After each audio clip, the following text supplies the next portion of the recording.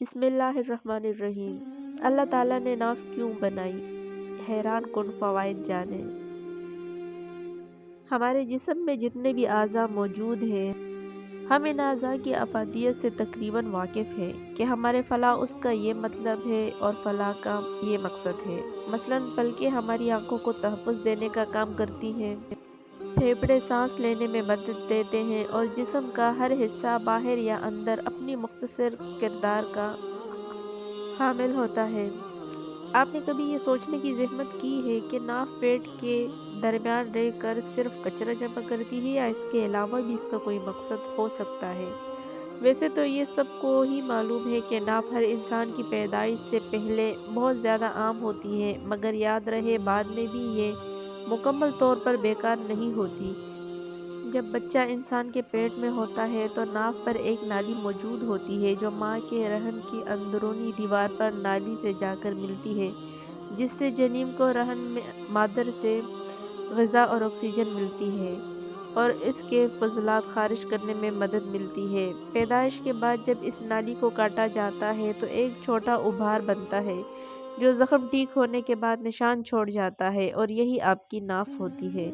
حالیہ یا سائنسی شواہد سے یہ بات سامنے آئی ہے کہ اول ناف کو کاٹنے میں منٹ کی تاخیر سے بچے کو 80 سے 100 ملی لیٹر خون ملتا ہے، جو کہ بچے کی نشو و نما پر مثبت اثر بھی مرتب کرتا ہے۔ ویسے تو اکثر افراد کا خیال ہے کہ ناف کے انحصار پیدائش دینے والی ڈاکٹر یا دائی کینچی کی صلاحیت پر ہوتا ہے، مگر یہ درست نہیں۔ بنیادی طور پر ناف کی ساخت کا انحصار مادے رحم میں بچے کی جلد کے پھیلاؤ پر ہوتا ہے۔ ویسے ناف کی شکل جیسی بھی ہو، یہ تو یقینی ہے کہ ہم میں سے بیشتر افراد کو اس کا استعمال کرنے کی ضرورت نہیں پڑتی، تاہم طب کے شعبے کی تعلیم سے منسلک ہیں جو لوگ وہ اسے معدے کے مرکزی حیثیت سے شناخت کرتے ہیں۔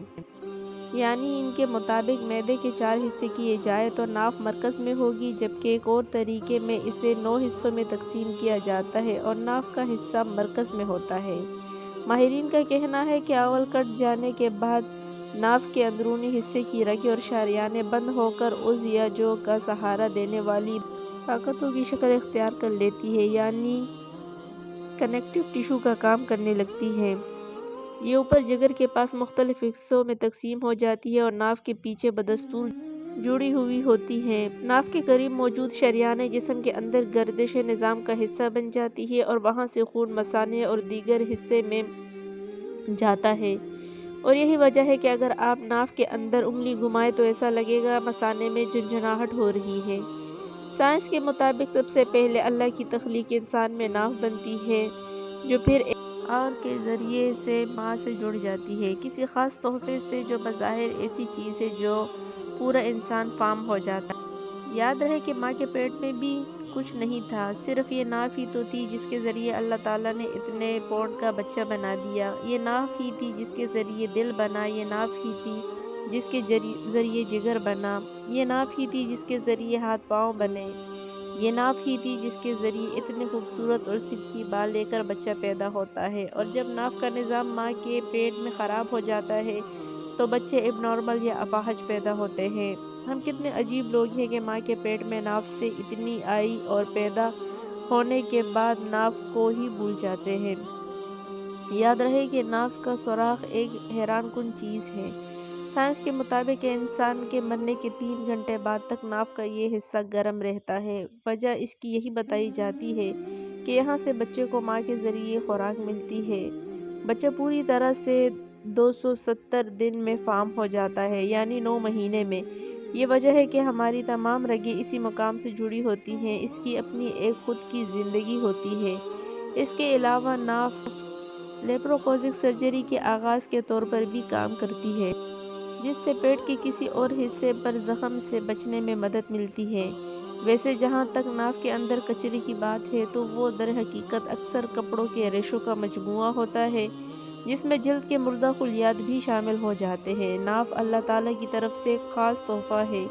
ایک بوڑھے آدمی کو بائیں آنکھ سے صحیح نظر نہیں آ رہا تھا، خاص طور پر رات کو تو اور نظر خراب ہو جاتی تھی۔ ڈاکٹرز نے اسے بتایا کہ آپ کی آنکھیں تو ٹھیک ہیں، بس ایک مسئلہ ہے کہ جن رگوں سے آنکھوں کو خون فراہم ہوتا ہے وہ سوکھ گئی ہیں۔ آپ ناف میں تیل کے ذریعے علاج کیسے کر سکتے ہیں؟ آنکھوں کا سوکھ جانا، صحیح نظر نہ آنے کے لیے روز رات کو سونے سے پہلے 3 قطرے خالص دیسی گھی کے یا ناریل کے تیل کے ناف کے سوراخ میں ٹپکائیں اور تقریباً 1.5 انچ سوراخ کے ارد گرد لگائیں۔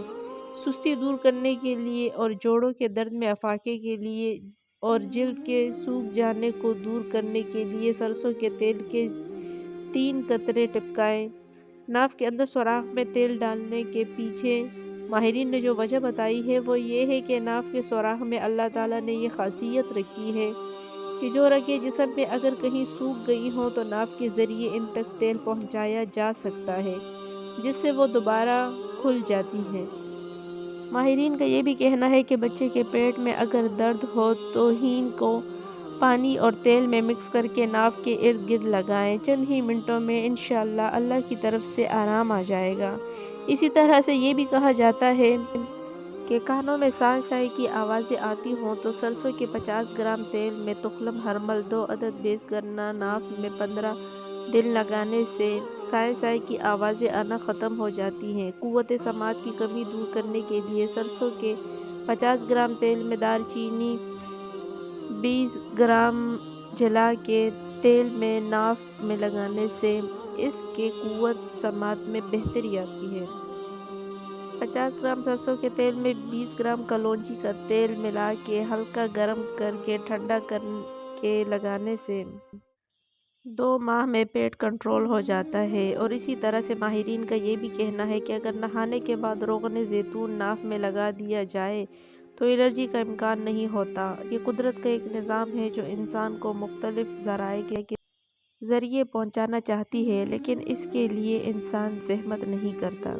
ناظرین، اس طرح کی اسلامک معلوماتی ویڈیوز دیکھنے کے لیے ہمارے چینل کو ضرور سبسکرائب کریں۔ جزاک اللہ۔